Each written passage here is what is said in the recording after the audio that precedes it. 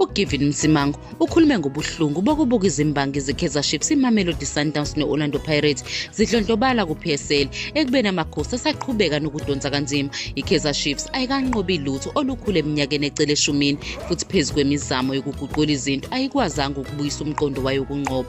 Umqeqeshi wamanje uNasruddin Nabi usebenza kanzima ukushintsha lokhu, kodwa kuyacaca ukuthi iqembu lisadonsa kanzima. Khona manje iSundowns nePirates benza kahle njengoba iPirates isanda kunqoba isicoco se-M10 8. Umsimango ukhale kakhulu ngokuthi iKaizer Chiefs ayenzi ngendlela okufanele yenze ngayo, kodwa wagcizelela ukuthi kumele kugxilwe emaqinisweni futhi ingavumeli imizwa iphazamisa. Uncoma iSundowns nePirates ngempumelelo yabo wathi kuyacaca banohlelo oluqinile nobuholo obukhona.